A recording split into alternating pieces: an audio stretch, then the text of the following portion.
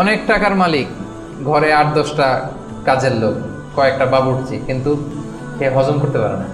মূল ধনাঢ্যতা হচ্ছে অন্তরের ধনাঢ্যতা। আপনার অন্তর হ্যাপি তো সব হ্যাপি। আপনি না খেয়ে, সামান্য খেয়েও আপনি ছোট্ট ঘরের ভিতরে আপনি সুখ আর সুখ। এরকম ফ্যামিলি আছে না? অনেক সম্পদশালী, অনেক টাকার মালিক, অনেক নেম ফেম, কিন্তু ফ্যামিলিতে সুখ নেই। আমরা আমাদের সুখকর মুহূর্তগুলো শেয়ার দিই।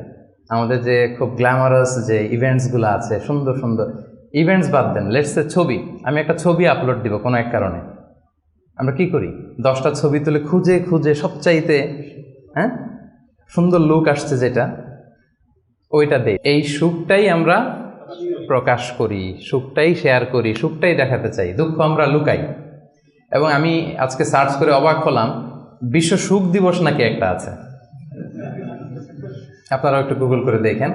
এটা হচ্ছে প্রতি বছর মার্চের 20 তারিখে the international day of happiness, বিশ্ব সুখ দিবস। দেখেন, তার মানে এটা যে আমরা চাই, এটা যে লাগবে, এটা ইন্টারন্যাশনালি কোন জায়গায় চলে গেছে দেখেন। সবাই এটা, আমরা সুখের কাঙ্গাল, আমরা সুখের ভিখারি, আমরা সবাই সুখ চাই, সুখী হতে চাই আমরা সবাই। আর একটা মৌলিক কথা আলোচনা শুরুতে খেয়াল রাখলে সামনের পয়েন্টসগুলো আমার বোঝাতে সুবিধা হবে। সেটা হচ্ছে এই পৃথিবীর সুখটা হচ্ছে টেম্পোরারি। এটা কি একমত সবাই? এই the happiness in this life is temporary, এটা টেম্পোরারি, এটা স্থায়ী না। আপনি সুখ পাবেন, আপনি সুখী হবেন, আবার দেখবেন দুঃখ চলে আসছে, সুখের পরে দুঃখ, আবার সুখ। এই যে this is the circle of life, সুন্নাতুল্লাহি ফিল আরদ। পৃথিবীতে এটাই আল্লাহর সুন্নাত, সুখের পরে দুঃখ আসে, দুঃখের পরে আবার সুখ আসে। এটা পার্মানেন্ট না। পার্মানেন্ট সুখ হচ্ছে আখিরাতে। তো আজকে আমি যেটা বলবো যে the keys two attain happiness, আমি দুইটার কথাই বলবো। টেম্পোরারি জীবনে এটা তো, এদিকের হ্যাপিনেসও তো লাগবে, শুধু আখিরাতে কীভাবে হ্যাপিনেস এটা তো হবে না। এই দুনিয়ার হ্যাপিনেসটাও কীভাবে আমরা অ্যাটেইন করতে পারি, এবং আমাদের যে লাইফ আফটার ডেথ, ওই লাইফেও আমরা হ্যাপিনেস কীভাবে অ্যাটেইন করতে পারি, এই সবগুলো ব্যাপার নিয়ে আমরা কথা বলবো ইনশাআল্লাহ বিইজনিল্লাহ। তাহলে নতুন আর একটা কথা যুক্ত হলো। প্রথম বললাম সবাই সুখ চাই, সুখটাই দেখাতে চাই। 3 নম্বর কথা যেটা যুক্ত হলো, দুনিয়ার সুখটা এটা অস্থায়ী, ক্ষণস্থায়ী। আপনি যদি চিরস্থায়ী সুখের সন্ধান পেতে চান, সেটা হবে আখিরাতে, এটা দুনিয়াতে কখনোই হবে না। এবং কোরআনের অনেক আয়াতে আপনি এটা দেখবেন। যেমন একটা আয়াতে আছে ওয়াম্মাল্লাযীনা সুঈদু ফাফিল জান্নাতি, লম্বা আয়াত। তারপর আল্লাহ বলছেন আতাআন গায়রা মাজযুয, মানে জান্নাতে যেই নিয়ামত আপনাকে দেয়া হবে এটা হচ্ছে আতা, এমন একটা রিওয়ার্ড বা এমন একটা গিফট যেটা হচ্ছে গায়রা মাজযুয, এটা কখনো কাট আপ হবে না। আনইন্টারাপ্টেড গিভিং, কেউ ইন্টারাপ্ট করবে না এটাতে। আপনি যা চান, যেভাবে চান, যেটাতে আপনার সুখ হয়, শান্তি হয়, ওটা আসবেই। এবং আসা যে শুরু হবে, এটার কোনো দিন থামবে না, এন্ডলেস। আখিরাতের যে সুখ প্রশান্তি, এটা এন্ডলেস এবং এটা পার্মানেন্ট। আর দুনিয়াটা হচ্ছে ক্ষণস্থায়ী। এবং এই ক্ষণস্থায়ী দুনিয়াতে এই ইন্টারাপ্টেড একটা টেম্পোরারি সুখের একটা নমুনা, একটা ছোঁয়া, একটা ঝলকানি দিয়ে আল্লাহ তাআলা ওই চিরস্থায়ী যে সুখের বন্দোবস্ত আল্লাহ করেছেন সেটার প্রতি আমাদেরকে আকৃষ্ট করতেছেন। এজন্য সামান্য কিছু সুখ আমরা মাঝে মাঝে একটু পাই এই দুনিয়াতে, যাতে আমাদেরকে বুঝাইতে সুবিধা হয় যে দেখো এতটুকুতেই কি মানে পাগল পারা, তোমরা মাতোয়ারা। তাহলে সেই যে মহাসুখ, সেই মহাসুখানুভূতি তুমি যে পাবে, সেটা কত চমৎকার হবে। এবং এই দুনিয়ার এই ছোট্ট অনুভূতি, এগুলো কিন্তু আমাদের মনে থাকবে। কোরআনের একটা আয়াত এটা প্রমাণ করে যে কুল্লামা রুজিকু মিনহা মিন সামারাতির রিজকা ক্বালু হাযাল্লাযী রুজিকনা মিন ক্বাবলু ওয়া উতু বিহি মুতাশাবিহা। আমরা যখন জান্নাতে যাব, আমাদেরকে জান্নাতের যখন কোনো ফল দেয়া হবে, লেটস সে অ্যাপেল দেয়া হলো খাওয়ার জন্য, এই অ্যাপেল দেখেই মানুষ বলবে এই তো আপেল তো দুনিয়াতেও খাইছে এটা। তার মানে দুনিয়াতে যে খাইছে এই সেন্স কিন্তু আমরা ভুলে যাইনি। অনেকে জিজ্ঞেস করে যে আখিরাতের এই সেন্সেশনটা কেমন হবে? আখিরাতে কি দুনিয়ার সব কিছু আমার মনে থাকবে? দুনিয়ার যা যা ঘটছে সবই কি আমার সেন্সে থাকবে, ব্রেনে থাকবে, নাকি অন্যরকম জগৎ? এই আয়াত প্রমাণ করে দুনিয়াতে আপনি কি করেছেন সব কিছু আপনার মনে থাকবে। ফলে অ্যাপেল যখন দেয়া হবে, দেখেই বলবে উতু বিহি মুতাশাবিহা, এরকম আপেল তো আমাকে দুনিয়াতে দেয়া হয়েছে। আর এটা তো আপেল, তো এখানে না কি ডিফারেন্ট কিছু দেওয়া হবে, তো আপেল দিতেছে কেন এখানে? আপেল অনেকে আপেল লাইকও করে না দুনিয়াতেই, সেইখানে যদি আপেল দিয়ে আপেল দেয় বা কমলা দেয়, হয়তো মানুষ এরকম প্রশ্ন করবে। এবং কোরআন তো সেটা টেস্টিফাই করছে যে হ্যাঁ, মানুষ বলবে যে এটা তো আমরা দুনিয়াতেই খাইছি। তখন আল্লাহ বলবে যে না, এটা অ্যাপেল, বাট দুনিয়ার অ্যাপেলের মতন। দুনিয়ার আপেলে একটা স্বাদ পাওয়া যায়, এই আপেলে 1000 স্বাদ পাওয়া যাবে। মানে এটার ফিচারটাই আলাদা। এটা খেয়ে দেখো না, তো টেস্টি করো নাই, একটা বাইট দিয়ে দেখো যে কিরকম। তো এই আয়াতটা আমি আনলাম এজন্য যে মানুষের সব খেয়াল থাকবে, দুনিয়াতে কি হয়েছিল, কি খাইছিল, কি করছিল, তার সব হিস্ট্রি তার মনে থাকবে। তার মানে এই টেম্পোরারি আমাদের এই জীবনে, এই ক্ষণস্থায়ী এই দুনিয়ার জীবনে আল্লাহ তাআলা সামান্য সুখের ছোঁয়া আমাদেরকে দিয়ে সে আখেরাতের মহা সুখের প্রতি আল্লাহ তাআলা আমাদেরকে আকৃষ্ট করছেন। তো আজকের আলোচনায় এই দুনিয়াতে আমরা কিভাবে সুখে শান্তিতে থাকবো, একটা হ্যাপি পিসফুল লাইফ লিড করব এটা, আবার সে আখিরাতেও কিভাবে আমরা হ্যাপি হতে পারি, একেবারে সিম্পল লাইফ লিড করা, ইজি গোয়িং হওয়া। যারা এই দুনিয়ার জীবনে ইজি গোয়িং তারা হ্যাপি বেশি, যারা একটুতেই মানে খুব ইগোর সমস্যায় ভোগে, একটু বাঘ ধরে থাকে, একটু গো ধরে থাকে, এদের জীবনে কষ্ট বেশি। এজন্য মানে try to be easy going person. আপনি যত ইজি গোয়িং হবেন, লাইফস্টাইলে জটিল করে তো লাভ নাই আসলে, যত সিম্পলি আপনি জীবনকে যাপন করতে পারেন, হ্যান্ডেল করতে পারেন, ওইটাতেই সুখ। আপনি করে দেখেন, এটাতেই সুখ। আর যারা জটিল করে তারাই কিন্তু অস্থিরতায় ভোগে, অশান্তিতে ভোগে। তাহলে প্রথম কি হচ্ছে সিম্পলিসিটি। হ্যাঁ, আল্লাহ কিন্তু মানে খুব সিম্পলি ইসলামকে মানতে আমাদেরকে বলে, ওমা জাআলা আলাইকুম ফিদ্দীনি মিন হারাজ। কোনো কাঠিন্যতা আল্লাহ তাআলা দিনে রাখেননি। ইউরিদুল্লাহু বিকুমুল ইউসরা ওয়ালা ইউরিদু বিকুমুল উসরা। আল্লাহ সহজ চান, আল্লাহ তাআলা কিন্তু কাঠিন্যতা চান না। ইসলামের বিধানগুলো দেখবেন যে অনেক ফ্লেক্সিবিলিটি, সিম্পল। দাঁড়িয়ে নামাজ পড়াকে ফরজ করা হয়েছে, পড়তে পারেন না, বসে পড়লে আল্লাহ তাআলা কবুল করছেন। বসে পড়তে পারেন না, শুয়ে পড়লেও আল্লাহ তাআলা কবুল করছেন। অজু করে নামাজ পড়া আল্লাহ তাআলা আবশ্যক করেছেন। অজু করতে পারতেছেন না, তায়াম্মুম করে পড়লেও নামাজ আল্লাহ তাআলা কবুল করছেন। এই যে দেখেন সিম্পলিসিটি। এবং রাসূল সাল্লাল্লাহু আলাইহি ওয়াসাল্লামের লাইফ লিডিং সিস্টেমে যদি আপনি দেখেন, ওনার অ্যাটিটিউডটা কেমন ছিল, উনি কিভাবে ওনার জীবনযাপন করতেন, ওখানেও দেখবেন যে রাসূল সাল্লাল্লাহু আলাইহি ওয়াসাল্লাম খুবই সিম্পল লাইফ লিড করতেন। তো বলার অপেক্ষা রাখে না। কি বলেন? রাসূল সাল্লাল্লাহু আলাইহি ওয়াসাল্লামের সিরাত যারা পড়েছেন, ছোট্ট একটা উদাহরণ দেই। সহিহ মুসলিমের একটা হাদিস অনেকে শুনেছেন, আম্মা জান আয়েশা রাদিয়াল্লাহু তাআলা আনহা বর্ণনা করেন যে রাসূল সাল্লাল্লাহু আলাইহি ওয়াসাল্লামের অ্যাটিটিউডটা কত সিম্পল ছিল, কত সিম্পলি তিনি লাইফ লিড করতেন। দেখেন, তিনি বর্ণনা করেন যে রাসূল সাল্লাল্লাহু আলাইহি ওয়াসাল্লাম সকালবেলা যখন আসতেন, স্ত্রীদের ঘরে তো ফজরের সালাতের পরে আসতেন, তাই না? ফজরের সালাতের পর রাসূল সাল্লাল্লাহু আলাইহি ওয়াসাল্লাম লম্বা সময় মুসাল্লায় বসে থাকতেন। সালাম ফিরানোর পরে সাহাবাদের দিকে মুখ ফিরিয়ে বসতেন, লম্বা সময় তাসবিহ পড়তেন, ইশরাকের সালাত পড়তেন। এরপর সাহাবাদের সাথে কিছু পার্সোনাল কারো কোনো কোশ্চেন থাকলে ওটার আনসার করতেন। বিশেষ করে রাতে কেউ স্বপ্ন দেখলে ওটার ব্যাখ্যা করতেন রাসূল সাল্লাল্লাহু আলাইহি ওয়াসাল্লাম। রাসূল সাল্লাল্লাহু আলাইহি ওয়াসাল্লাম বলতেন, যেহেতু ফজর জাস্ট ঘুম থেকে উঠে আসছে, এখনই তো স্বপ্নের ব্যাখ্যা দিতে হবে। তো রাসূল সাল্লাল্লাহু আলাইহি ওয়াসাল্লাম বলতেন যে হাল রাআ আহাদুম মিনকুম আল বারিহাতা আর-রুইয়া, গত রাতে কেউ স্বপ্ন দেখছো নাকি? তো সাহাবারা কেউ যদি স্বপ্ন দেখে থাকতেন বলতেন যে আমি তো এটা দেখেছি, আমি ওটা দেখেছি। রাসূল সাল্লাল্লাহু আলাইহি ওয়াসাল্লাম নিজের স্বপ্ন আবার বলতেন। রাসূল সাল্লাল্লাহু আলাইহি ওয়াসাল্লামের স্বপ্ন আবু বকর রাদিয়াল্লাহু তাআলা আনহু ব্যাখ্যা করে দিতেন। নবীদের মধ্যে সবচাইতে ভালো স্বপ্নের ব্যাখ্যা করতে জানতেন ইউসুফ আলাইহিস সালাম, ইয়াকুব আলাইহিস সালাম, এবং নিঃসন্দেহে আল্লাহ রাসূল সাল্লাল্লাহু আলাইহি ওয়াসাল্লাম। এবং সাহাবাদের মধ্যে সবচেয়ে ভালো স্বপ্নের ব্যাখ্যা করতে জানতেন আবু বকর রাদিয়াল্লাহু তাআলা। রাসূল সাল্লাল্লাহু আলাইহি ওয়াসাল্লামের অনেক স্বপ্ন তিনি ব্যাখ্যা করে দিয়েছেন, কিছু কিছু সঠিক ব্যাখ্যা করেছেন, কিছু কিছু করতে পারেননি। তাবিঈদের মধ্যে সবচেয়ে ভালো স্বপ্নের ব্যাখ্যা করতেন মুহাম্মদ ইবনে সিরিন, আপনারা জানেন। রাসূল সাল্লাল্লাহু আলাইহি ওয়াসাল্লাম বলতেন যে কেউ স্বপ্ন দেখছো? দেখছি, তো ব্যাখ্যা করে দিতেন। এরপরে তো তিনি ঘরে ফিরতেন, যেই রাতে যেই স্ত্রীর ঘরে ছিলেন সেই ঘরেই ফিরতেন। তো আম্মা জান আয়েশা রাদিয়াল্লাহু তাআলা আনহার ঘরে যে রাতে থাকতেন, যখন ফিরে আসতেন, উনি বর্ণনা করতেছেন যে একদিন রাসূল সাল্লাল্লাহু আলাইহি ওয়াসাল্লাম এসে ঘরে এসে জিজ্ঞেস করলেন যে হাল আইন্দাকুম শাই, মানে ঘরে খাবার টাবার কি কিছু আছে? আম্মা জান আয়েশা রাদিয়াল্লাহু বললেন যে না, মা আইন্দানা শাই ইয়া রাসূলুল্লাহ, ইয়া রাসূলুল্লাহ, না, ঘরে তো ব্রেকফাস্ট করার মতো কিছু নাই। তখন রাসূল সাল্লাল্লাহু আলাইহি ওয়াসাল্লাম বললেন ক্বালা ফা ইন্নী সাইম, ঠিক আছে, তাইলে আমি রোজা রেখে দিলাম। সুবহানাল্লাহ ওয়া বিহামদিহি। এটা সিম্পলিসিটির একটা উদাহরণ। দেখেন, ঘরে খাবার আছে আয়েশা, না খাবার নাই। তখন খাবারের বন্দোবস্ত করাতে তো খারাপ কিছু না, করা যায়। বা বলতে পারতেন যে ফাতেমার ঘরে দেখো না কিছু আছে কিনা, বা পাশে সাউদার ঘরে কিছু পাওয়া যায় কিনা, বা আমি একটু আনসারীদের বাসায় যেয়ে দেখি কিছু একটা ম্যানেজ করা যায় কিনা। যদি এরকম করতেন, এটা খারাপ কিছু ছিল না, এটা হতেই পারে। কিন্তু রাসূল সাল্লাল্লাহু আলাইহি ওয়াসাল্লামের অ্যাটিটিউডটা দেখেন, খাবার আছে ঘরে, না খাবার নেই, আচ্ছা ঠিক আছে, নাই যেহেতু রোজা রেখে দিলাম, আমি রোজা আজকে আমি রোজার নিয়ত করে ফেললাম। চিন্তা করছেন কত সিম্পল লাইফ।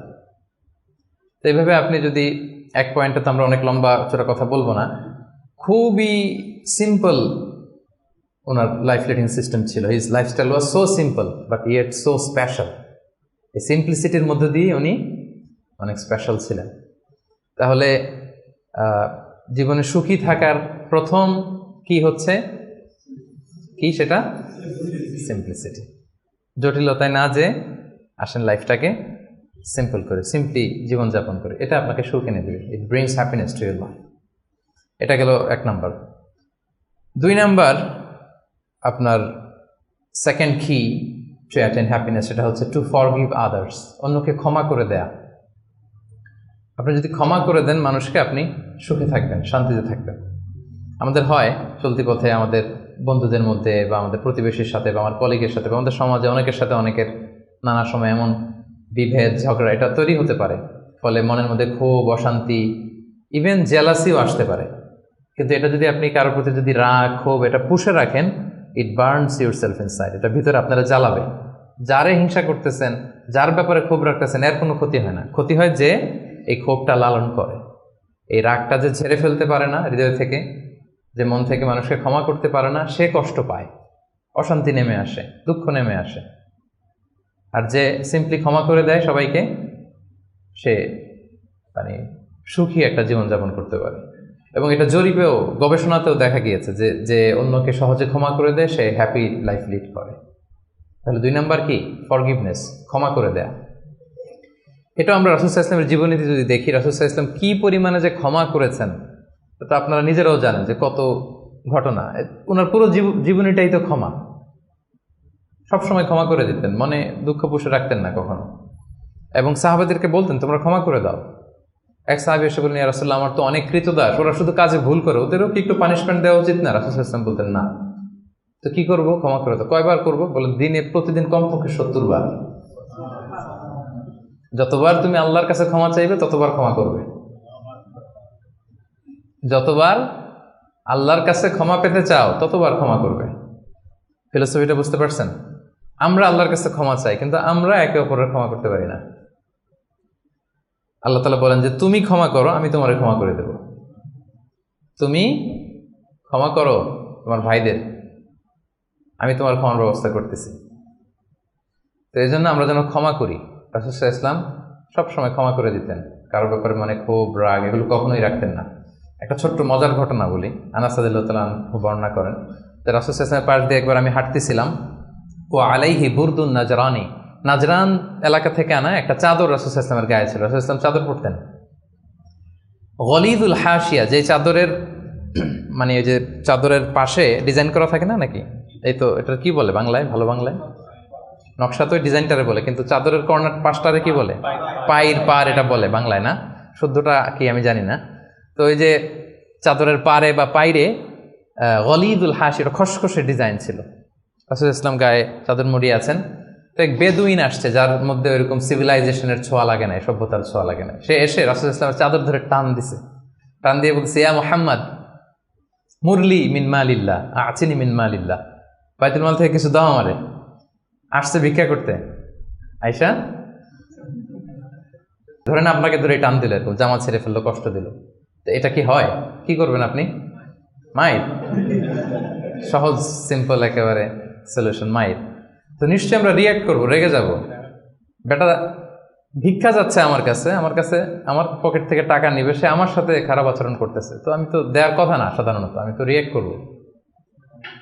তো রাসূল সাল্লাল্লাহু আলাইহি ওয়াসাল্লাম কি করলেন দেখেন, টান দিলেন, এই জায়গায় দাগ পড়ে গেল। হ্যাঁ, টান যে দিছে একেবারে রাসূল ইসলামের এখানে চামড়া ছিঁড়ে গেছে, দাগ পড়ে গেছে।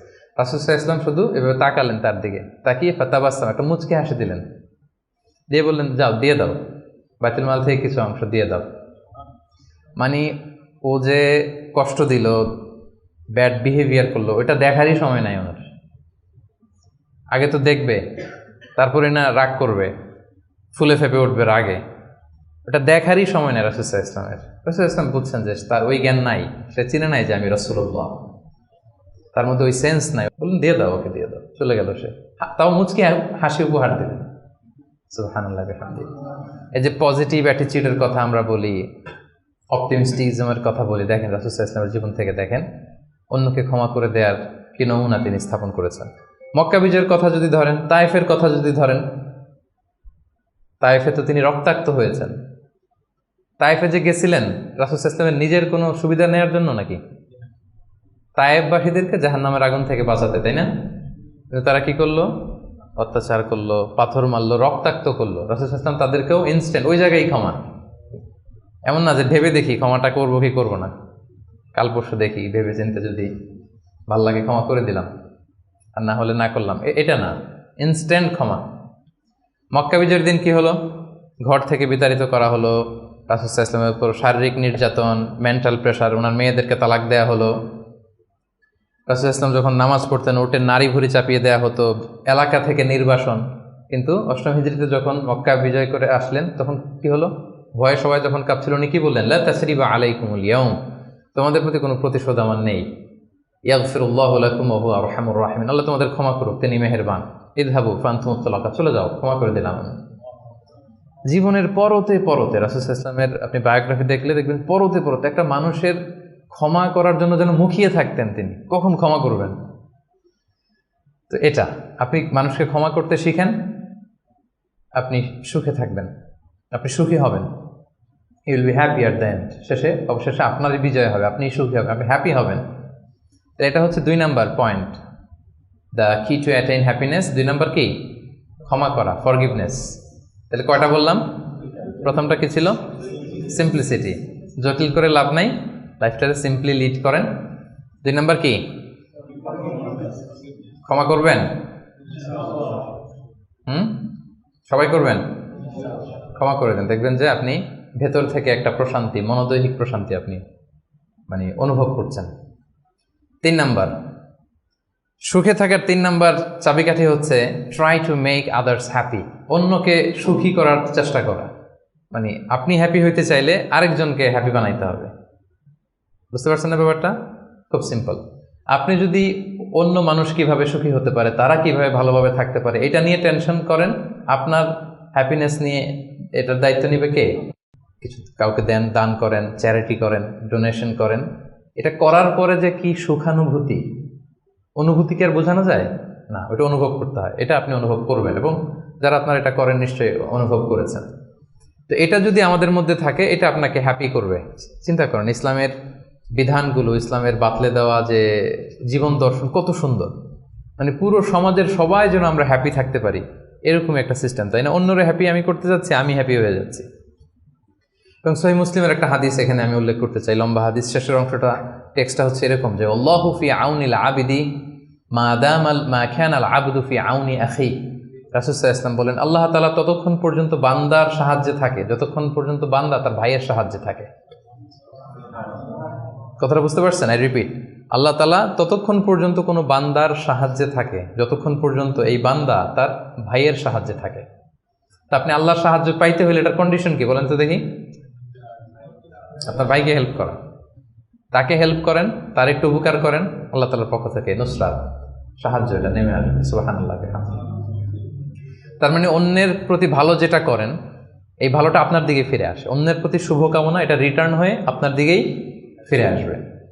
So try to make others happy, অন্যকে সুখী করার চেষ্টা করা, এটা আপনাকে সুখী করবে। 3 নম্বর পয়েন্টটা বুঝতে পেরেছেন? আচ্ছা, 4 নম্বর পয়েন্ট হচ্ছে সুখে থাকার 4 নম্বর মাধ্যম হচ্ছে be grateful with what you have. আপনার যা আছে এটা নিয়েই গ্রেটফুল থাকেন, কৃতজ্ঞ হন। যেটা আছে, আমরা যেটা করি, আমার যেটা আছে এটা নিয়ে আমি তৃপ্ত না, আমি অন্যদের গুলো দেখে হাহুতাশ করি, কিন্তু আমার মাঝেই যে আনন্দ নেয়ার কত কিছু আছে, এটা আপনি একটু খেয়াল করে দেখেন না, একটু খেয়াল করে দেখেন।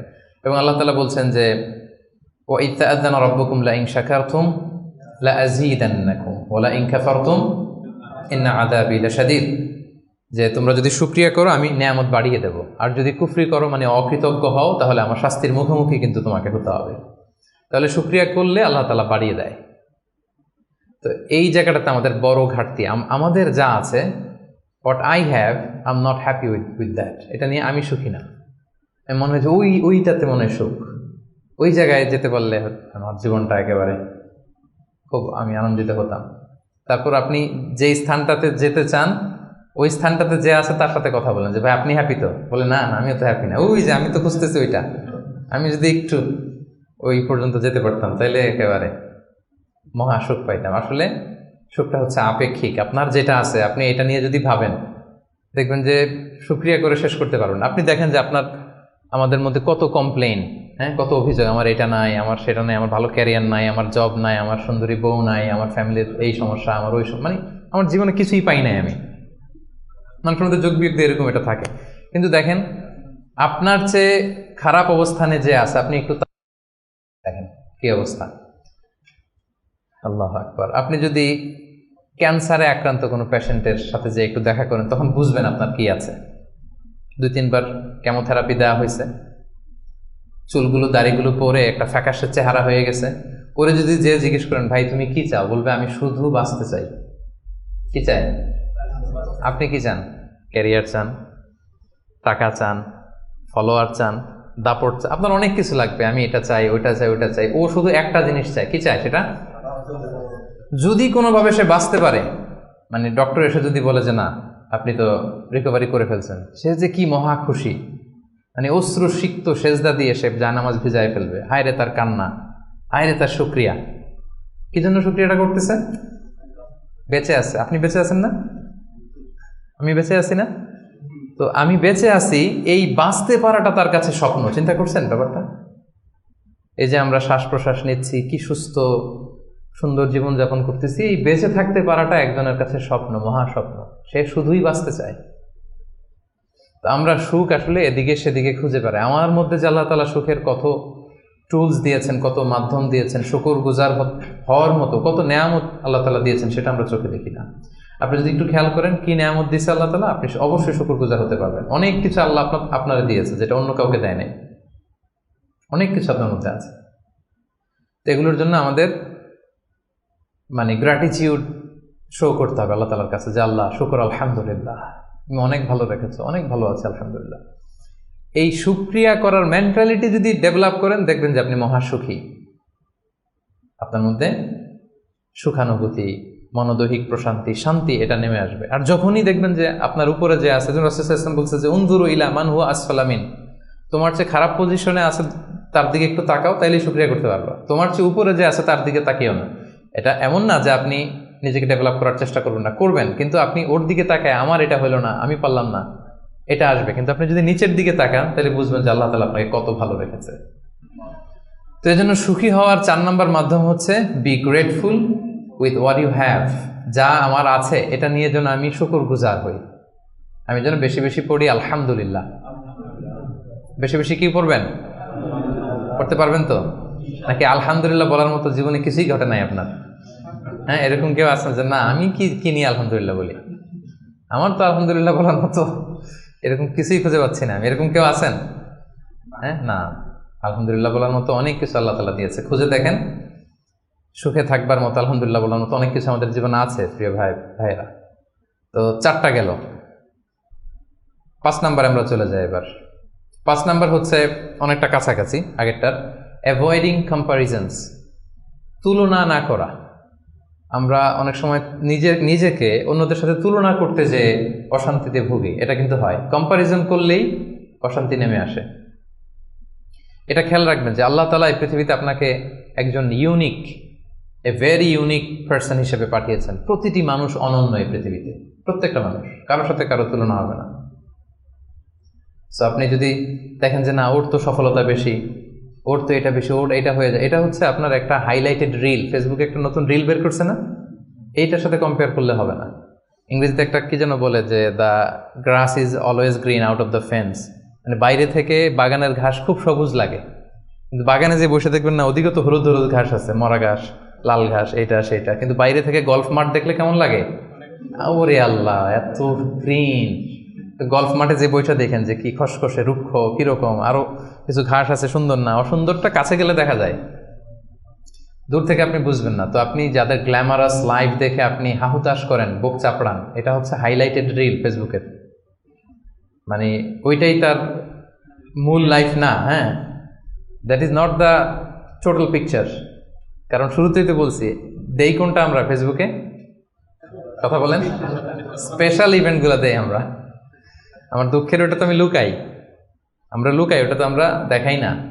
সো অন্যের হাইলাইটেড রিল দেখে যেন হাহুতাশ না করেন। আপনি একজন অনন্য মানুষ, আল্লাহ তাআলা আপনার মধ্যেও এমন কিছু ক্যাপাসিটি, ক্যাপাবিলিটি দিয়েছে, এটা দিয়ে আপনি বিশ্ব জয় করতে পারেন। পারেন আপনি। সো আপনি অন্যের সাথে কম্পেয়ার করবেন না, আপনি নিজেকে ডেভেলপ করবেন, মানে compete with your self instead of others. অন্যের সাথে কম্পিট না করে নিজেকে try to B the best version of your self in every single day. প্রতিদিন আপনি ট্রাই করে নিজেকে আপনার মানে শ্রেষ্ঠ ভার্সনে পরিণত করেন, নিজের সাথে নিজে কম্পিট করেন। কিন্তু তুলনা করতে গেলে অশান্তিতে ভুগবেন যে ওর তো এত টাকা স্যালারি, ওর তো এত এত অ্যাচিভমেন্ট, আমার তো নাই, ওর এইটা আমার নাই। এভাবে কম্পেয়ার করতে গেলে আপনি দুঃখী হবেন, অস্থিরতায় ভুগবেন। এজন্য এই কম্পেয়ারটা করা যাবে না। এবং রাসূল সাল্লাল্লাহু আলাইহি ওয়াসাল্লামকে আল্লাহ তাআলা দেখেন কি চমৎকার করে কোরআনের নির্দেশ দিয়েছেন সূরা তাহার ভেতরে, ওয়ালা তামুদ্দান্না আইনাইকা ইলা মা মাত্তা'না বিহি আজওয়াজাম মিনহুম যাহরাতাল হায়াতিদ দুনিয়া লিনাফতিনাহুম বিহি। মানে নবী হে, কাফিরদের এক দলকে আমি দুনিয়াতে দাপট দিয়েছি, ক্ষমতা দিয়েছি, ধন সম্পদ ঐশ্বর্য দিয়েছি, ওইদিকে যেন আপনার চোখ না যায়। আল্লাহ তাআলা কাকে বলতেছেন? রাসূলুল্লাহ সাল্লাল্লাহু আলাইহি ওয়াসাল্লামকে বলতেছেন যে কাফেরদের মধ্যে থেকে একদলকে আমি অনেক ধন সম্পদ দাপট অনেক কিছু দিয়েছি, আপনি ওইটা দেখে মন খারাপ করেন না, মানে কম্পেয়ার করতে যায় না, আমার এটা নাই, আপনারা যে আমি কত কিছু দিয়েছি, আপনাকে তো নেয়ামত দিয়ে আমি ধন্য করে ফেলেছি। তো রাসূল সাল্লাল্লাহু আলাইহি ওয়াসাল্লামকে আল্লাহ তাআলা এই নির্দেশনা দিয়েছেন। আরেকটা আয়াত শোনাই, সূরাতুল গাফিরে বলছেন, সূরাতুল মুমিন যেটা, ফালা ইয়াগরুরকা তাকাল্লুবুহুম ফিল বিলাদ। নবী হে, কাফিররা এই দুনিয়াতে বড় বড় সফর করে, বিশাল ক্যারাভান নিয়ে যায়, অনেক লাভ করে নিয়ে আসে, এটা সেটা, তাদের জীবনের এই চাকচিক্য দেখে এটা দেখে এটা যেন আপনাকে ধোকায় না ফেলে দেয়। আপনি এটার সাথে নিজেকে কম্পেয়ার করবেন না, আপনি নিজের সেলফ ডেভেলপমেন্টের চেষ্টা করবেন, আপনার রোলটা আপনি প্লে করবেন, প্রপার সময়ে প্রপার রেসপন্সটা আপনি করবেন, কিন্তু আপনার সাথে আপনি আরেকজনকে কম্পেয়ার করবেন। এই কম্পেয়ার করার কারণে আমাদের সমাজে, আমাদের জীবনে অনেক অশান্তি তৈরি হয়। এই কম্পারিজনটাতে কিন্তু ক্ষতি। এই পয়েন্টটা বুঝতে পারছেন? কম্পারিজন করবেন না, কারণ প্রত্যেকে আমরা অনন্য একজন মানুষ। অ্যাভয়েডিং কম্পারিজনস, আপনি যখনই এই তুলনা বাদ দিবেন দেখবেন যে আপনি হ্যাপি। তুলনা করলেই, কারণ নিচের দিকে তো আর তুলনা করবেন না, করবেন কোথায়? এইটা নাই, ওইটা নাই, আমার এটা হইল না, আমার সাথে কেন হয়, আমার কেন এত দুঃখ। এই কম্পারিজন যখন করবেন অস্থিরতা আসবে। এই পয়েন্টটা ক্লিয়ার? আচ্ছা, মাশাআল্লাহ, 5টা চলে গেল। 6 নাম্বার, এটা খুব ইন্টারেস্টিং। 6 নাম্বার পয়েন্ট যেটা আমি লিখেছি সেটা হচ্ছে পিস অফ মাইন্ড। এই যে শুরুতে কে যেন সংজ্ঞায় বললো যে মনের সুখ, তো এই যে মনের সুখটাই আসল সুখ, আমরা যে বাংলায় বলি, এই পয়েন্টটা হচ্ছে এটাই, মনের সুখই আসল সুখ। আপনার মন, আপনার হৃদয়টা, আপনার হার্ট, আপনার সোল, এইটা মানে পিস অফ মাইন্ড আছে কিনা এইটা আপনি খেয়াল করবেন। বাহ্যিক অনেক জিনিস আপনার মানে চোখ ধাঁধানো মনে হতে পারে, ওইটা কিন্তু আসলে সুখ না। সুখ আসলে কোথায়? হৃদয়ের সুখটা, মনের সুখটাই আসল সুখ। আপনি দেখবেন যে অনেক অনেক সম্পদশালী, অনেক টাকার মালিক, অনেক নেম ফেম, কিন্তু ফ্যামিলিতে সুখ নেই, ঘরের ভেতরে তার অশান্তি, এরকম আছে না অনেক? আসলে কি সে সুখী?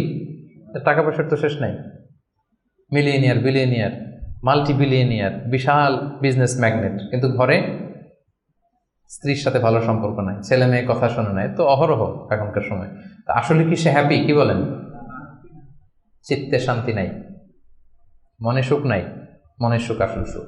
অনেক টাকার মালিক, ঘরে 8-10টা কাজের লোক, কয়েকটা বাবুর্চি, কিন্তু খেয়ে হজম করতে পারে না। আছে এরকম প্রবলেম অনেকের? বলেন তো, যার ডাইজেস্টের সমস্যা, ডাইজেস্ট হয় না, তার কত কষ্ট। আমাদের কখনো যখন এরকম হয় যে ডাইজেস্ট হচ্ছে না, একটু কে বলে ফুড পয়জনিং বা বদ হজম, এরকম কিছু হলে কি অশান্তি লাগে। আর সারা জীবনটাই এটা, তার জীবনটা কেমন যাচ্ছে বলেন? আপনার যে মনে শান্তি আছে, এই যে 2 টাকা দিয়ে নাসি আয়াম খেয়ে ফেলতে পারতেছেন, যেখানে মনে চাই বসে ফেলতে পারতেছেন, শুইতে পারতেছেন, থাকতে পারতেছেন, কত সিম্পল লাইফ, কত সুখ। এরপরেও আমরা যদি সুখ খুঁজে না পাই, আপনি একটু ওদের দিকে তাকান, কিছুই হজম হয় না, তাদের কি অবস্থা? ঘরে শান্তি নাই, ফ্যামিলিতে শান্তি নাই। তো এই জন্য সম্মানিত ভাইয়েরা, পিস অফ মাইন্ড, এটা হচ্ছে the true happiness, the real happiness. আপনার মনটা যদি প্রশান্ত থাকে, আপনি যদি মনোদৈহিক প্রশান্তির মধ্যে থাকেন, you are the happiest person in the world. আপনি সুখী, মহাসুখী, আপনি মহাসুখী। ইউআই থেকে বের হলে বুঝবেন দুনিয়াটা কেমন। এখানে আমরাও তো ছাত্র জীবন কাটিয়েছি একটা সময়, সুবহানাল্লাহ। পারিবারিক জীবনে যাবেন, ক্যারিয়ার লাইফে যাবেন, বিজনেসে যাবেন, ব্যবসা যাবেন, দিনকে দিন জটিলতার মধ্যে আপনি আসবেন। এখন যে কত হ্যাপি লাইফ লিড করতেছেন আপনি কল্পনা করতে পারবেন না। এর জন্য শুকরগুজার হতে হবে। তো তাই বলে কি এখন টাকা পয়সা সম্পদ এগুলোর দরকার নাই? বাড়ি ঘর বাবুর্চি এগুলো দরকার নাই, যেগুলো বলতেছিলাম না? দরকার আছে। আমি বুঝাতে চাচ্ছি যে ওগুলোই আসল সুখের সন্ধান দেয় না। আসল সুখ কিসের সুখ? মনের সুখ। সবাই বলেন আসল সুখ মনের সুখ। পার্থিব জীবনের এই ব্যাপারগুলো যে লাগে এটাও ইসলাম বলে। যেমন রাসূল সাল্লাল্লাহু আলাইহি ওয়াসাল্লাম একটা চমৎকার হাদিস, সহিহ হাদিস, এটা আমি একটু করে শেয়ার করি। রাসূল সাল্লাল্লাহু আলাইহি ওয়াসাল্লাম বলেছেন যে আরবাউম মিনাস সাআদা, চারটা হচ্ছে মানে সুখী হওয়ার মাধ্যম বা সৌভাগ্যশীল হওয়ার মাধ্যম। যার চারটা আছে সে সাঈদ, আর যার চারটা নাই সে শাকী। সাঈদ মানে কি সুখী বা সৌভাগ্যশীল, আর শাকী মানে দুঃখী বা দুর্ভাগা। তো সুখী কারা বা সৌভাগ্যশীল কারা? রাসূল সাল্লাল্লাহু আলাইহি ওয়াসাল্লাম পার্থিব জিনিস যে লাগে এটা যে ইসলাম ডিনাই করে না তার প্রমাণ রাসূল সাল্লাল্লাহু আলাইহি ওয়াসাল্লাম বলছেন যে আরবাউন মিনাস সাআদা, চারটা জিনিস মানুষের সুখ নিশ্চিত করে, সুখ এনে দেয় পার্থিব জগতে, দুনিয়াবি হাইসিয়াতে আর কি। এক নম্বর হচ্ছে আল মারআতু সালেহা, নেককার স্ত্রী। এটা কিন্তু আপনার জীবনকে সুখময় করার একটা বড় মাধ্যম। দুই নম্বর হচ্ছে আল মাসকানুল ওয়াসিআ, প্রশস্ত বাসভবন। কি বলেন? খুব যদি চিপা চাপা হয় এটা তো ওখানে চলাফেরা করে মজা হবে না, স্বাভাবিক। কিন্তু যদি একটা চমৎকার বাসভবন হয়, অনেক স্পেশাস, এটা আসলেই সুখ স্বাচ্ছন্দ্যের একটা ব্যাপার, মানে দুনিয়াবি দিক থেকে। তিন নম্বর হচ্ছে ওয়াল জারুস সালেহ, ভালো প্রতিবেশী, গুড নেইবার। কি বলেন? আরবিতে কি বলে? উতলুবুল জার ক্বাবলাদ দার, বাড়ি কেনার আগে আগে প্রতিবেশী দেখে নাও, আরবি ভাষা একটা প্রবাদ। আর চার নম্বর হচ্ছে ওয়াল মারকাবুল হানি, মানে হচ্ছে লিটারালি হচ্ছে সুইট রাইডিং, ভালো একটা আরোহণ। এটা বর্তমানে গাড়ি হইতে পারে, একটা সুন্দর চমৎকার গাড়ি, ভালো ব্র্যান্ডের গাড়ি, মার্সিডিজ না হইতে পারে। তারপর রাসূল সাল্লাল্লাহু আলাইহি ওয়াসাল্লাম টেস্টিফাই করছে, আপনার এটা নেগেটিভলি নেওয়ার সুযোগ নাই। হ্যাঁ, এটা দুনিয়াবি দিক থেকে তো অবশ্যই একটা সুখের মাধ্যম, মার্সিডিজ ব্র্যান্ড হতে পারে। অথবা রাসূল সাল্লাল্লাহু আলাইহি ওয়াসাল্লামের সময় ছিল যে কোনো আরোহণ, ভালো ঘোড়া, তেজস্বী ঘোড়া, উট, হ্যাঁ এগুলো। তাহলে এই চারটা হচ্ছে আরবাউম মিনাস সাআদা, এই চারটা জিনিস পার্থিব জগতের সুখ এনে দেয়, মানুষকে সৌভাগ্যশীল বানায়। তার মানে ইসলাম এটা নিষেধ করে নাই। কিন্তু দ্য পয়েন্ট ইজ হেয়ার, রাসূল সাল্লাল্লাহু আলাইহি ওয়াসাল্লামের জীবনে কয়টা ছিল বলেন? এই চারটার মধ্যে থেকে রাসূল সাল্লাল্লাহু আলাইহি ওয়াসাল্লামের জীবনে আসলে কয়টা ছিল? শুধু এক নম্বরটাই ছিল। যদি আপনি মানে একেবারে সঠিকভাবে চিন্তা করে দেখেন, এই চারটা জিনিস থাকলে যে জীবনটা খুব স্মুথ হয়, রাসূল সাল্লাল্লাহু আলাইহি ওয়াসাল্লাম বলছেন কথা ঠিক, কিন্তু ওনার কয়টা ছিল? একটাই ভালো মতো ছিল, সেটা কি? নেককার স্ত্রী, আল মারআতুস সালেহা, এটা ছিল। দুই নম্বরে আসেন আল মাসকানুল ওয়াসি', তো মোটেও ছিল না। রাসূল সাল্লাল্লাহু আলাইহি ওয়াসাল্লামের ঘরের সাইজ জানেন তো না? এখন মক্কা মদিনায় গেলে বিভিন্ন মাআরেদ হয়, ওখানে দেখা যায় যে কত মিটার বাই কত মিটার, খুবই ছোট একটা রুম। আম্মা জান আয়েশা রাদিয়াল্লাহু তাআলা আনহার ঘরের সাইজটাই যদি বলি, খুবই ছোট। এই অল্প কিছু জিনিস রাখতে পারে, একটা জাজিম রাখতে পারে, কয়েকটা জিনিস ঝুলায় রাখতে পারে, আর দুইজন থাকতে পারে কোনো রকম। এটা ছিল ওনার বাসভবন। এটা কি আল মাসকানুল ওয়াসি' হয়েছে? পান নাই উনি এটা। এরপর একটা আসেন ওয়াল জারুস সালেহ, ভালো প্রতিবেশী পাইছেন, কাছাকাছি ধরলে পাইছেন, পাশে ফাতেমার ঘর, দিকে স্ত্রীদের ঘর। কিন্তু আপনি যদি বিগার সেন্সে চিন্তা করেন, কারা থাকতো আশেপাশে? এদিকে তো না, আবু লাহাব তো মক্কার কথা, লেটসে মদিনার কথাই যদি আমরা বলি, আপনার কারা থাকতো? মুনাফিকদের একটা দল তো থাকতোই, আর তিন দিকে জিউস, ইহুদিরা, বনু কাইনুকা, বনু নাদির, বনু কুরাইযা। এরা কি করছে রাসূল সাল্লাল্লাহু আলাইহি ওয়াসাল্লামের সাথে? মানে ট্রেচারির যত ধরন হইতে পারে, বিট্রে করার যত ওয়ে হতে পারে, সবগুলো করেছে। একটা রাত শান্তিতে ঘুমাইতে পারে না এদের কারণে। এটা কবে পর্যন্ত? পঞ্চম হিজরির আগ পর্যন্ত ঘুমাতে পারে নাই। বনু ওই কুরাইজাকে যখন করলেন, এক্সাইল করলেন, তারপর থেকে অনেকটা এই জিউসদের ঝামেলা থেকে উনি মুক্ত হয়েছেন। তাহলে চিন্তা করেন, এটাও ছিল না। এরপর চার নম্বরে যদি আসেন আল মারকাবাল হানি, ভালো যানবাহন বা ঘোড়া, এগুলো ছিল অ্যাভারেজ ধরতে পারেন, যেগুলো ছিল কসওয়া, আদবা, যা ছিল এগুলো অ্যাভারেজ টাইপের। তার মানে রাসূল সাল্লাল্লাহু আলাইহি ওয়াসাল্লামের কিন্তু এগুলো ছিল না। এটা প্রমাণ করে যে এগুলো হইলে জীবন স্মুথ হয়, সুন্দর হয়, বাট এগুলোই সুখ শান্তি দেওয়ার আসল টুলস না। আসল সুখ বলেন না একটু সবাই, আসল সুখ মনের সুখ। এটা খেয়াল রাখতে হবে। এটা আমি কোত্থেকে নিয়েছি? এটা হাদিস থেকে নিয়েছি। এই যে রাসূল সাল্লাল্লাহু আলাইহি ওয়াসাল্লাম বলছে যে লাইসাল গিনা আন কাসরাতিল আরাব, অনেক সম্পদ থাকলে এটাই অন্তরের মজা, শান্তি, প্রাচুর্যতা না। ওয়ালাকিন্নাল গিনা গিনান নাফস, মূল সুখ হচ্ছে অন্তরের সুখ, মূল ধনাঢ্যতা হচ্ছে অন্তরের ধনাঢ্যতা। আপনার অন্তর হ্যাপি তো সব হ্যাপি। আপনি না খেয়ে, সামান্য খেয়েও, আপনি ছোট্ট ঘরের ভিতরে আপনি সুখ আর সুখ, এরকম ফ্যামিলি আছে না? আপনারা কি মনে করেন যে রিক্সাওয়ালার যে বস্তির ভেতরে কুড়ে ঘরে কোনো সুখ নাই? কথা বলেন, আছে না? আছে। এদেরকেও আল্লাহ সুখের সন্ধান দিয়েছেন। তো নট নেসেসারি যে আপনার টাকা পয়সা এগুলো হইলেই সুখ হবে না। আরেকটা হাদিস আমি ইবনে মাজাহ থেকে একটু শোনাই, খুব চমৎকার হাদিস। হাদিসটা সুনান ইবনে মাজাহ এসেছে, মান কানাতিদ দুনিয়া হাম্মাহু ফারাখাল্লাহু আলাইহি আমরাহু ওয়া জাআলা ফাকরাহু বাইনা আইনাই। লম্বা হাদিস, আমি অর্থটা বলি। হাদিসটা একটু খেয়াল করেন আমার সাথে। রাসূলুল্লাহ সাল্লাল্লাহু আলাইহি ওয়াসাল্লাম বলেছেন, পার্থিব চিন্তা যাকে মোহগ্রস্ত করবে, মানে যে দুনিয়া নিয়ে পেরেশান, তার কি হবে দেখেন, তার কাজকর্মে আল্লাহ তাআলা অস্থিরতা ঢেলে দিবেন, সে অস্থির হবে। দারিদ্রতা হবে তার নিত্যসঙ্গী, এবং এই পার্থিব স্বার্থ সে ততটুকুই পাবে যতটুকু তার তাকদিরে লেখা আছে, এর বেশি পাবে? অস্থির যদি হন, আপনি পেরেশান হন, যত পেরেশান হন, আপনার তাকদিরে যা লেখা তার চেয়ে 1 ইঞ্চিও বেশি পাওয়া যাবে নাকি? যাবে না। আর যার উদ্দেশ্য হবে আখিরাত, আল্লাহ তার সব কিছু স্মুথ করে দিবেন, সুবহানাল্লাহ। তার অন্তরকে আল্লাহ তাআলা ঐশ্বর্যমণ্ডিত করে দিবেন। এই যেটা বলতেছিলাম যে ফাইনাল গিনা গিনান নাফস, অন্তরের সুখ, হৃদয়ের সুখী আসল সুখ, অন্তরের সুখী আসল সুখ। এবং দুনিয়া স্বয়ং তার সামনে এসে হাজির হবে। যার চিন্তা হচ্ছে আখিরাত নিয়ে, দুনিয়া আপনাতে এসে ধরা দিবে। এই জন্য হৃদয়ের সুখটা, এটা যে আসল সুখ, এটা যেন আমরা ফিল করি, এটা এনশিওর করার ট্রাই করতে হবে। আপনি এইটা না করে অন্যদিকে যদি বেশি ছুটেন, আপনার অস্থিরতা কমবে না, এটা আপনাকে দুঃখী বানাবে, অসুখী বানাবে, অস্থির বানাবে, আপনার সুখ কেড়ে নেবে জীবন থেকে। তাহলে এই যে হৃদয়ের সুখ আসল সুখ, হ্যাঁ, piece of mind is the real happiness. 6 নম্বরটা বুঝতে পারছেন প্রিয় ভাইরা? বুঝতে পারছেন সবাই? আচ্ছা, এবার চলে যায় 7 নম্বরে। 7 নম্বর পয়েন্ট হচ্ছে এক্সপেক্ট লেস। এক্সপেকটেশন যেন লেস থাকে, তাইলে হ্যাপি হবেন। অনেক এক্সপেকটেশন পান নাই কিছু, এই তো দুঃখ শুরু। স্বামী স্ত্রীর কাছে অনেক এক্সপেকটেশন, পায় না এখন কিছু, দুঃখ বাড়তেছে। স্ত্রী স্বামীর কাছ থেকে অনেক এক্সপেকটেশন, যখন হয় না ফুলফিল, কষ্ট পায়। বন্ধুর কাছে এক্সপেকটেশন অনেক বেশি, বাবা ছেলের কাছে এক্সপেকটেশন অনেক বেশি, সুপারভাইজার ছাত্রের কাছে এক্সপেকটেশন, ছাত্রের সুপারভাইজারের প্রতি। এই যে এটা তো বাস্তবতা, তাই না? যখন আপনি হাই এক্সপেকটেশন নিয়ে থাকবেন কিন্তু আউটকাম এরকম পাচ্ছেন না, তো কি হ্যাপি না আনহ্যাপি? বলেন, হ্যাপি না আনহ্যাপি? কিন্তু এক্সপেকটেশন খুব একটা আপনি বেশি করেন নাই, এরপরে আপনি যদি বেশি পান কেমন লাগবে? ভালো লাগবে না? আমার এক্সপেকটেশন নেই, একটা হইলেই হইলো, এরপরে দেখি মাশাআল্লাহ শুধু আসতেছে, কেমন লাগবে? ভালো লাগবে? হ্যাঁ, এই জন্য এক্সপেক্ট লেস।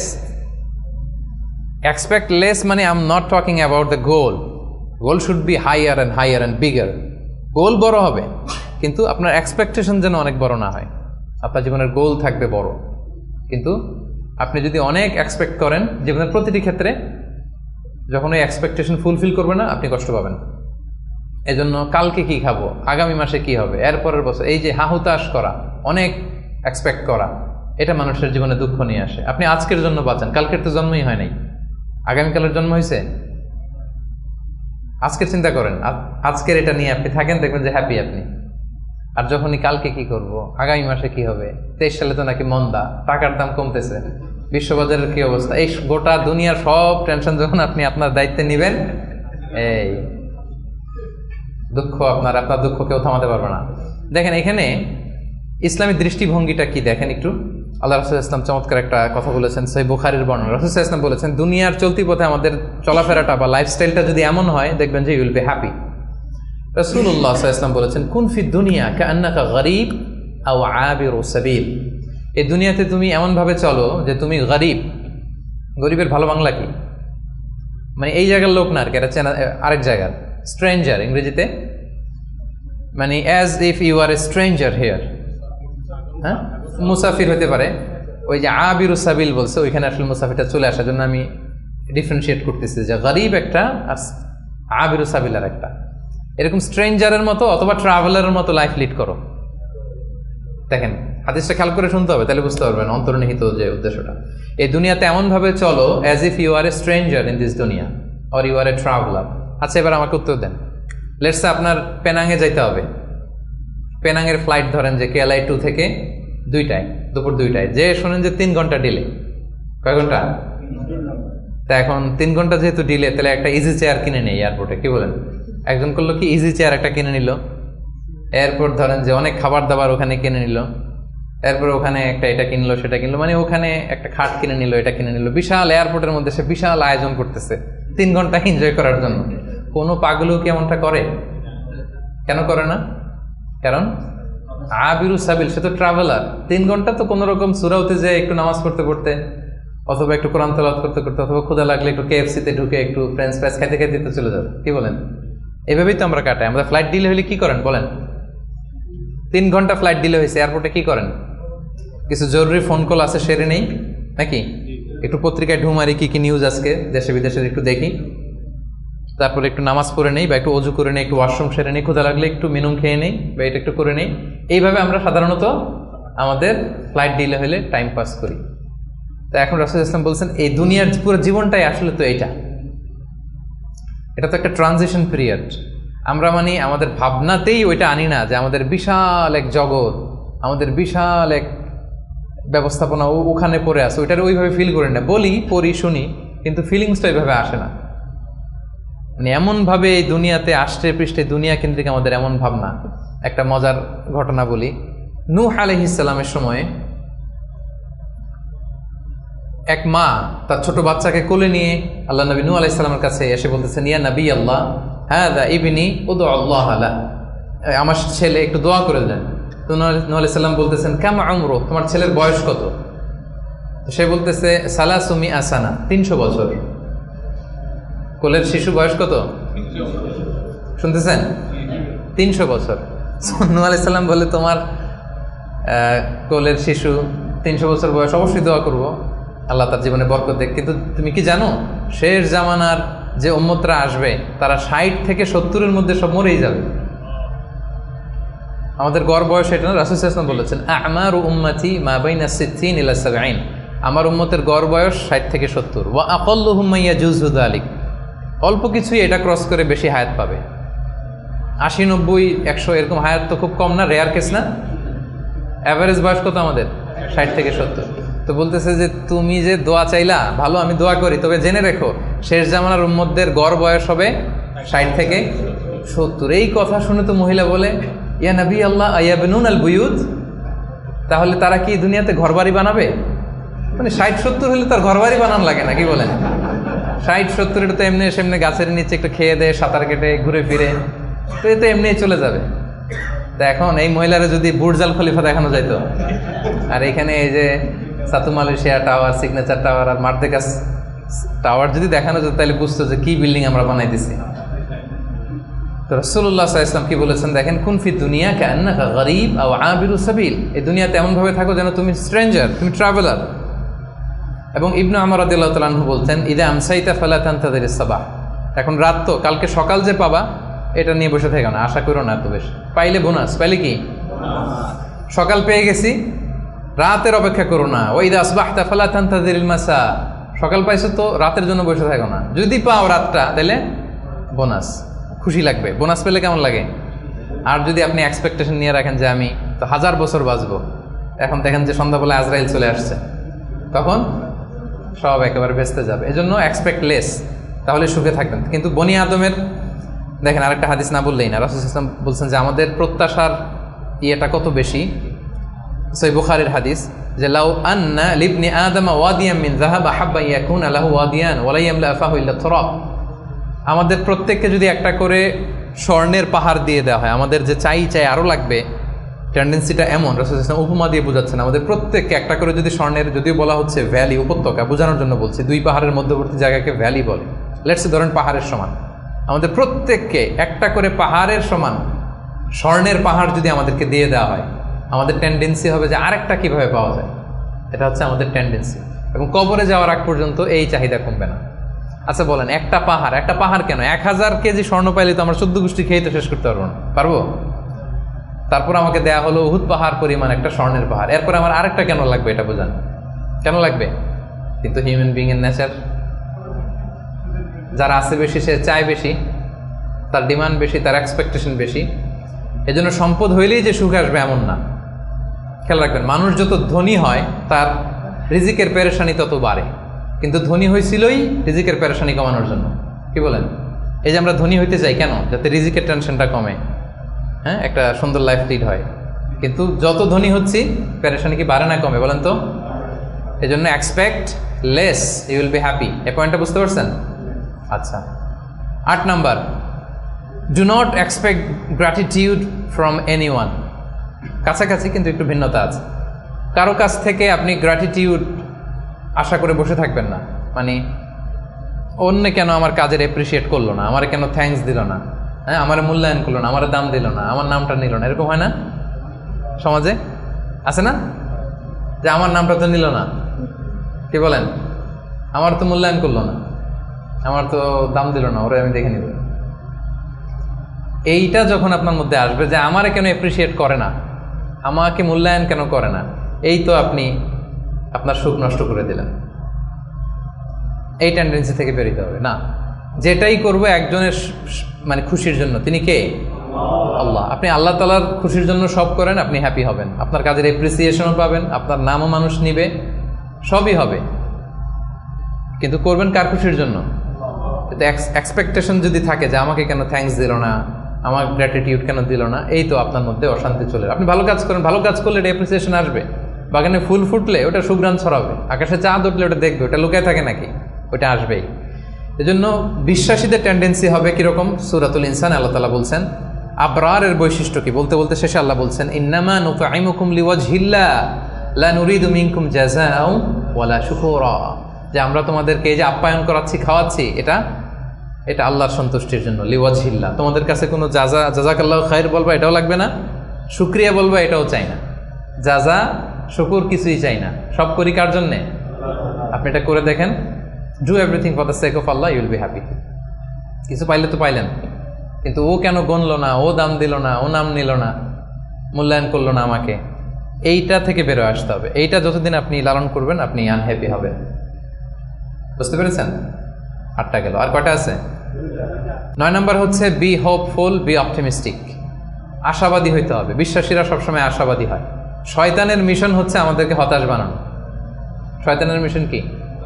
এখন তো এটা অনেক সমস্যা, হতাশ ছেলেপেলেরা কি করবে না করবে, আমাদের কাছে এই প্রশ্নগুলোই বেশি আসে, হতাশা নিয়েই আসে। ক্ষোভ, বাবা মায়ের প্রতি ক্ষোভ, স্ত্রীর প্রতি ক্ষোভ, বন্ধুর সাথে ক্ষোভ, সবার সাথে সবার এই যে ক্ষোভ, এগুলো থেকে হতাশার জন্ম দেয়। ছেলেপেলেরা সুইসাইডও করে ফেলে। মানে সুইসাইডের টেন্ডেন্সি আগে তো এত ছিল না, এখন মানুষ এটা নিয়ে ভাবে যে কি সুইসাইড করে ফেলবো নাকি, প্রত্যেকের এরকম একটা ভাবনা, যার পিছনে না পারলে একটা রাস্তা তো আছে, সুইসাইড করে ফেলি। কি পরিমাণে হতাশ হলে জাতিগতভাবে মানুষ এতটা দৈন্যতার ভেতরে যায়। তো বিশ্বাসীরা কখনো হতাশ হয় না প্রিয় ভাইরা, হতাশ নিজেকে হতে দিবেনই না। চলে যান লাঙ্কাবি, ঘুরে আসেন, চলে যান কেএলসিসি, ঘুরে আসেন, ওই যে ওয়াটার ডান্সিং আসেন না, দেখে আসেন একদিন সন্ধ্যা, যেটা ভালো লাগে ওটা করেন। হতাশ হইতে দিবেন না মনকে, পারা যাবে না। হতাশ হলেই বিপদ, হতাশা থেকেই সবকিছুর সব ঝামেলার জন্ম। এবং শয়তানের বড় মিশন হচ্ছে বিশ্বাসীদেরকে হতাশ বানানো, আর এই কোরআনের মিশন হচ্ছে আমাদেরকে আশাবাদী বানানো। এটা আশা জাগা নিয়ে একটা বই, আপনি পড়ে দেখেন, এই কোরআনের কথা শুনে দেখেন, শুধু আশা আর আশা, মানে হতাশ হইতেই দিবে না, শুধু মানে এনার্জি আপনার অপটিমিস্টিক বানাই ছাড়বে। আপনি কোরআনের কয়েকটা আয়াতকে আমি রেফার করি, লা তাহজান ইন্নাল্লাহা মা'ানা, লা তাহজান, never be sad, never be frustrated, Allah is with us, আল্লাহ আমাদের সাথে আছে। আবু বকর রাদিয়াল্লাহু তাআলা আনহু সেই গারে সাউরে তিনি ভয় পাচ্ছিলেন, উদ্বিগ্ন। রাসূলুল্লাহ সাল্লাল্লাহু আলাইহি ওয়াসাল্লাম বললেন, ভয় নাই, আমাদের সাথে কে আছে? আমরা গুহার ভিতরে 2 জন না, এখানে 3 জন, তুমি আমি 2 জন, আরেকজন কে? আল্লাহ। দেখছেন আমাদের পাওয়ারের জায়গাটা কোথায়? সবসময় এটা ফিল করবেন যে আল্লাহ আমার সাথে আছে, আল্লাহ আমার একা ছেড়ে দেয় নাই, উনি আমার বড় গার্ডিয়ান। এরপরে সূরা ইউসুফ আল্লাহ বলেছেন, লা তাইয়াসু মির রাহিল্লাহ, আল্লাহর রহমত থেকে নিরাশ হবে না। ইন্নাহু লা ইয়াইয়াসু মির রাহিল্লাহ ইল্লাল কওমুল কাফিরুন, কাফেররা ছাড়া কেউ আল্লাহর রহমত থেকে নিরাশ হয় না। কুল ইয়া ইবাদিয়াল্লাযিনা আসরাফু আলা আনফুসিহিম লা তাকনাতু মির রাহমাতিল্লাহ, আল্লাহর রহমত থেকে নিরাশ হয়ো না। ইন্নাল্লাহা ইয়াগফিরুদ যুনুবা জামিআ, আল্লাহ তুমি চোখের পানি ছেড়ে অশ্রুসিক্ত হৃদয় নিয়ে আল্লাহর কাছে চাও, আল্লাহ তোমাকে ক্ষমা করে দিবেন। তিনি তো ক্ষমা করার জন্য বসে আছেন। এভাবে আপনি দেখবেন যে আপনার যে কোনো মুমেন্টে আল্লাহর দরজা খোলা 24/7। সূরাতুল ইনশিরাহ আল্লাহ বলছেন, ইন্নামা আল উসরি ইউসরা, কষ্টের পরেই কি আছে? স্বস্তি, সুখ। সুখের কথা শুনলে এনার্জি আসতেছে না, যে এখন কষ্ট যাচ্ছে আমার, কিছুদিন পরে কি আসতেছে? সুখ আসতেছে। এটাই নিয়ম। ওয়ালা তাহিনু ওয়ালা তাহজানু ওয়া আনতুমুল আ'লাউনা ইন কুনতুম মুমিনিন, আপনি বিপদে আছেন, আপনি অপ্রেসড, আল্লাহ বলতেছে চিন্তা নাই, টেনশন নাই, তুমি যদি মুমিন হও, বিশ্বাসী হও, বিজয় তোমার হবেই, বিজয় একদিন তোমার হবেই হবে। তো এই যে কোরআন আমাদেরকে এইভাবে মোটিভেশন দেয়, আমাদেরকে হোপফুল থাকতে বলে, অপটিমিস্টিক থাকতে বলে। এবং আপনি যদি খেয়াল করেন যে আমাদের হতাশ হওয়ার কোনো সুযোগ নাই, তো আমাদের, আপনি সুখে আছেন তো আপনি শুকরগুজার হবেন। আমরা সুখ আসলে, বুশরা, সাকসেস আসলে আমরা কি করি? আলহামদুলিল্লাহ। তাহলে শুকুর, আল্লাহ শুকুর করলাম, শুকুর করলে সওয়াব আছে না? আচ্ছা, এখন আমার বিপদ আসছে, পরীক্ষা, দুর্ঘটনায় পড়ছি, তখন আমরা সবর করব। কি করব? সবর একটা ইবাদত না? সওয়াব আছে না? তাহলে আমাদের মুমিনদের পুরো জিন্দেগিতে এই দুইটা ইবাদত ছাড়া কোনো একটা মুহূর্ত কাটে? আমার সারা জীবন হয় আমি শুকরে আছি, নয় সবরে আছি। কি বলেন? কন্টিনিউয়াস এই দুইটা ইবাদত কিন্তু মুমিনের জীবনে চলমান। আর এই দুইটা ইবাদতের কারণে কন্টিনিউয়াস আপনি সওয়াব পেতেই থাকবেন, পেতেই থাকবেন। আপনি শুকুর গুজার অবস্থায় আছেন, শুকুরের সওয়াব আমল নামে উঠতেছে। বিপদে পড়ছেন, হসপিটালে আছেন, অসুস্থ, কি করতেছেন তখন? সবর, সবরের সওয়াব আমল নামায় উঠতেছে কন্টিনিউয়াস। তো এই যে আমি কন্টিনিউয়াস সওয়াব পেয়ে যাচ্ছি, এটা কি আপনার মনে আশা জাগায় না? কি বলেন? এমনকি রাসূল সাল্লাল্লাহু আলাইহি ওয়াসাল্লাম বলেছেন, হাত্তা শাওকাতি ইউশাকুহা ইল্লা কাফারাল্লাহু বিহা মিন খাতায়া। তোমার জীবনের দুঃখ, কষ্ট, জ্বালা, যন্ত্রণায় প্রতিটা কষ্টের মধ্য দিয়ে আল্লাহ তোমার গুনাহ মাফ করে দেয়। আপনার জ্বর হয়েছে, গুনাহ মাফ। দুর্ঘটনা হয়েছে, গুনাহ মাফ। পিছলে মাটিতে পড়ে গেছেন, পা ভেঙে গেছে, গুনাহ মাফ। এমনকি বড়ই গাছে উঠছেন বড়ই খাওয়ার জন্য, বড়ই একটা টান দিচ্ছেন, দিকে কাটা ঢুকে গেছে, ইস ব্যথা, এই যে ইস বলে কষ্ট পাইছেন, আল্লাহ বলছে এই কষ্টের কারণে গুনাহ মাফ করে দিলাম। আশা জাগে, আশা। আপনি হতাশা পান কই এবার আমারে বলেন?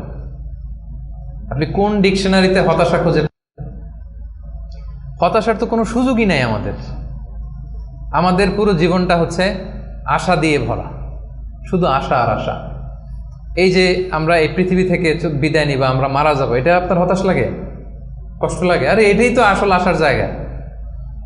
দেখেন, এই দুনিয়ার কষ্টটা আমি আপনার বুঝাই। কিছুদিন আগে আব্বা মারা গেল, ধরেন, এই যে কষ্ট। এরপরে গেল আম্মা, আহারে কষ্ট।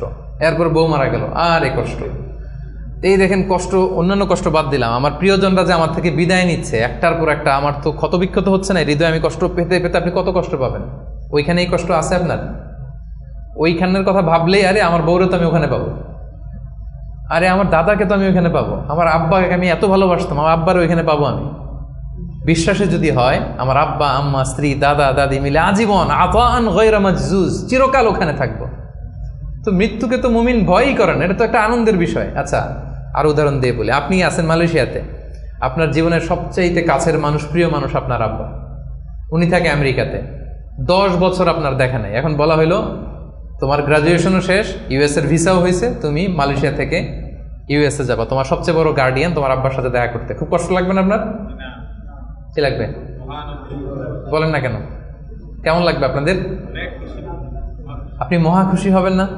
আপনার বাবা, আপনার পিতা, আপনার সবচেয়ে বড় গার্ডিয়ান, তার সাথে আপনি দেখা করতে যাবেন। বলেন, আমাদের জীবনের মরণের সবচেয়ে বড় গার্ডিয়ান কে? আল্লাহ। আমার সবচেয়ে বড় অভিভাবক কে? আপনার অভিভাবক কি চেনেন না এখন? আমাদের সবচেয়ে বড় অভিভাবক কে বলেন তো? আল্লাহ। তো সেই অভিভাবকের কাছে আমি যাবো, আমি তো খুশিতে বাকবাকুম হয়ে বসে আছি, কবে যাব? এটা ফিল করতে হবে না? আমার আব্বা ইউএসএ তে থাকে, 10 বছর পরে আমার সবচেয়ে বড় অভিভাবক, আমার আব্বার কাছে যাবো, ওইটাতে আমি এত খুশি। তা আমার জীবন মরণ দুনিয়া আখিরাতে সবচাইতে বড় গার্ডিয়ান, সবচাইতে বড় অভিভাবক আমার বাবা। আমাকে যত বেশি ভালোবাসে তার চেয়ে আমাকে বেশি ভালোবাসে আমার আল্লাহ। আমার মা আমাকে যত বেশি ভালোবাসে তার চেয়ে আমাকে বেশি ভালোবাসে আল্লাহ। আমি আমাকে, আমার সত্তাকে যত বেশি ভালোবাসে, আমার চাইতে আমাকে বেশি ভালোবাসে কে? তো সে আল্লাহর কাছে আমি যাব। আপনাদের কি আশা জাগতেছে না? এরপরে দুনিয়াতে যত কষ্ট হয়েছে সবগুলোর তো বিচার ওই দিন হবে। হাইকোর্টে গেছেন, বিচার পান নাই, বিচার বসছে গ্রামে, বিচার পান নাই, অনেক আনসেটেল জিনিস দুনিয়াতে, আনসেটেল, এগুলো সেটেল হবে না ওই দিন? তো আসল খেলা তো ওইখানে, আসল হাসি তো আমরা ওইদিকে হাসবো, আমাদের আসল হাসি সুখ সব তো জমা পড়ে আছে ওইখানে, ওটা তো ফিল করতে হবে। এখন হতাশ হওয়ার স্কোপ আপনি কোথায় পেয়েছেন এবার বলেন আমাকে? হতাশ হবে না? হতাশ হওয়া যাবে? আমাদের হতাশ হতে চাইলেও ঘুরে ফিরে সুযোগ নেই। খুব চাচ্ছে একটু হতাশ হই, একটু টেনশন করি, তারপরেও সুযোগ নাই প্রিয় ভাইরা। তাহলে কি ছিল 9 নাম্বার? হোপফুল হইতে হবে। এই যে আমি যতগুলো বলছি একটাও কি গোজামিল দিয়ে বললাম নাকি? যে কোনো রকম গোজামিল দিয়ে আপনাদেরকে আমি একটু হোপফুল বানানোর চেষ্টা করছি। আসলে কি গোজামিল না মহাসত্য এটা? তো আপনি হতাশ হন কিভাবে? আপনি তো এখান থেকে শান্তি খুঁজবেন, প্রশান্তি খুঁজবেন, আপনি তো আরো আশাবাদী হয়ে উঠবেন। তাইলে হতাশ হওয়া যাবে না। 10 নম্বর, রিমেম্বারেন্স অফ আল্লাহ, সর্বশেষ সুখী হওয়ার মাধ্যম এটা দিয়ে শুরু করার কথা ছিল, কিন্তু এটা দিয়ে শুরু করলে বলবো যে এই যে ওয়াজ শুরু করছে। তো এই জন্য আপনাদেরকে দুনিয়াবি কথাগুলো আগে বলে রিমেম্বারেন্স অফ আল্লাহ, যেটা 1 নম্বরেই আনার কথা ছিল, আমি শেষের দিকে নিয়ে আসলাম আপনাদেরকে। আমি তৈরি করে করে এখন বুঝতে সুবিধা হবে। আল্লাহর স্মরণে হৃদয় প্রশান্ত হয়। আল্লাহর স্মরণে যে হৃদয় প্রশান্ত হয়, আমার একটু আগের যে পয়েন্টটা, এটা যদি আপনি ফিল করেন ভেতর থেকে, প্রশান্ত হবে না আপনার? আপনি তো মানে বিশাল বড় আশা নিয়ে বুক বেঁধে থাকবেন, আপনার তো হতাশ হওয়ার কোনো সুযোগ নেই। আপনি ভিতর থেকে মনোদৈহিক প্রশান্তি, শান্তি, সুখ এটা অনুভব করবেন। আল্লাহ স্মরণ, আখিরাতের স্মরণ যার মধ্যে থাকে সে সুখী হয়, সে জীবনে শান্তি লাভ করে। আর আপনি যদি নাস্তিকদের দিকে তাকান, আপনারা জানেন ওরা কি কঠিন জীবন যাপন করে। বিশ্বাস করেন, টক শোতে অনেক বড় বড় কথা বলে, কিন্তু রাতের বেলা যখন মরণ নিয়ে চিন্তা করো, দম বন্ধ হয়ে আসে। আমরা মরণ নিয়ে কথা বলে দম বন্ধ হয়ে আসে, তো বুক ভরা দম নিয়ে আমি তো খুশি, আমি তো আমার রবের কাছে যাচ্ছি, আমার মহা অভিভাবকের কাছে। আতান গয়রে মাজুজ, এমন সুখ শান্তির সন্ধান আমি পাবো যেটা কাটাপ হবে না, কোনোদিন ছিনিয়ে নেওয়া হবে না, এটা চলবে তো চলবে মহাকাল। তো আল্লাহর স্মরণ, আখিরাতের স্মরণ আমাদেরকে খুব হোপ দেয়, আশা জাগায়, আশা জাগা নিয়ে। কিন্তু নাস্তিকদের কথা যদি চিন্তা করেন, ওদের জীবন মরণ নিয়ে যখন ভাবনা শুরু করে, ওদের দম বন্ধ হয়ে আসে, একটা সাফোকেটিং লাইফ ওরা লিড করে। এজন্য আল্লাহ তাআলা বলছেন, আলা বিযিকরিল্লাহি তাতমাইন্নুল কুলুব। কেন আল্লাহর জিকিরে মানুষের অন্তর প্রশান্ত হয়? কেন? আমাদের হিউম্যান বিং এটা দুইটা জিনিসের সমন্বয়, আমাদের দেহ, বডি আর সোল। আমরা যখন ক্লান্ত হই, ঘুমালে সতেজ হই, ক্ষুধা লাগলে খেলে, ফুয়েল দিলে সতেজ হই। কিন্তু আমাদের রূহ, এটার খাবার কি? আমাদের যে আত্মা, এটা আখিরাতের স্মরণে, আল্লাহর স্মরণে এটা প্রাণবন্ত হয়, এটা সজীব হয়, এটা উজ্জীবিত হয়। এজন্য আল্লাহ তাআলার স্মরণে, আখিরাতের স্মরণে মানুষ উজ্জীবিত হয়, মানুষ প্রশান্ত হয়, সে হৃদয় থেকে একটা সুখানুভূতি সে ফিল করে, এটা রিয়েলাইজ করে।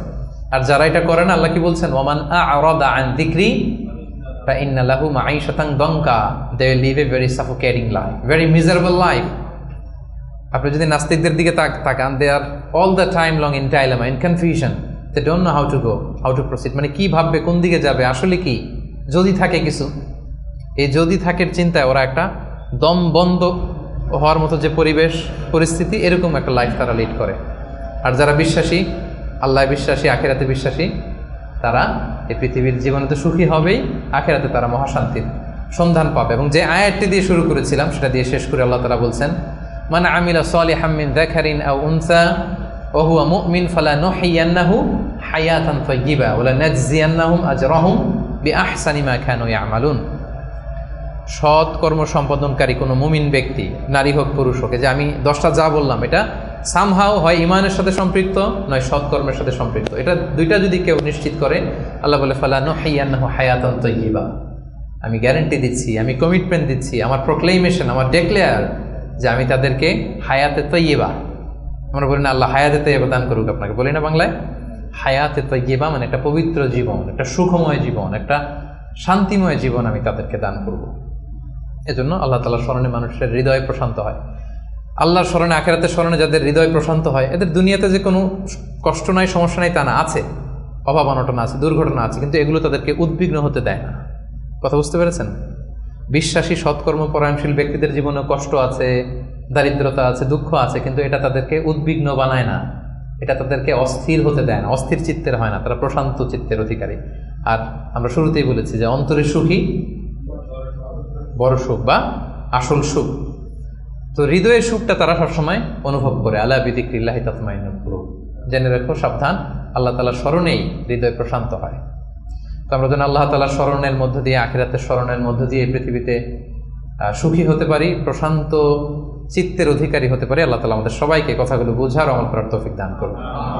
আমি কি একটু করে 30 সেকেন্ডে একটু পয়েন্টগুলো আবার বলবো, কি কি বলেছিলাম? 1 নম্বর কি ছিল? সুখী সমৃদ্ধ জীবনের জন্য সিম্পলিসিটি, সিম্পল লাইফ লিড করা, ইজি গোয়িং হওয়া। 2 নম্বর ক্ষমা করে দেয়া। ক্ষমা করে দিবেন? এখান থেকেই দেয়া যাবে ক্ষমা করে? ভুলে যান সব দুঃখ, কষ্ট, ক্ষোভ, জ্বালা, ভুলে ক্ষমা করে দেন, দেখবেন যে একটা সুখ পাবেন। মাফ করে দেন না, একটু ক্ষমা করে দিয়ে দেখেন, আপনি সুখী হবেন। 3 নম্বরে try to make others happy, অন্যকে সুখী করার চেষ্টা করা, রাইট। 4 নম্বরে be grateful with what you have, যেটা আছে এটা নিয়ে আমি শুকরগুজার যেন হয়, এটা আমাকে সুখী বানাবে। 5 নাম্বার অ্যাভয়েডিং কম্পারিজন, তুলনা কমানো। ও এত ড্যাশিং লাইফ, ওর এত গ্ল্যামারাস লাইফ, ওর এত, এগুলো বাদ দিয়ে আমার যেটা আছে সেটা নিয়ে যেন আমি আরো নিজেকে সমৃদ্ধ করতে পারি, এটা আপনাকে সুখী বানাবে। 6 নম্বরে কি ছিল? Piece of mind. এটাই হচ্ছে কিন্তু, এটা হচ্ছে আজকে বলা যায় টেক অ্যাওয়ে মেসেজ। আজকের আলোচনার টেক অ্যাওয়ে মেসেজ কি? Piece of mind is the real happiness. মনের সুখী আসল সুখ। বলেন, মনের সুখী আসল সুখ। সো আপনার এই মনে সুখ পাচ্ছেন কিনা, এই সুখকে আপনি কখনো নষ্ট করবেন না, এটাই আসল সুখ। আচ্ছা, 7 নম্বরে কি ছিল? এক্সপেকটেশন লেস, মানে এক্সপেক্ট লেস, অল্প প্রত্যাশা করা।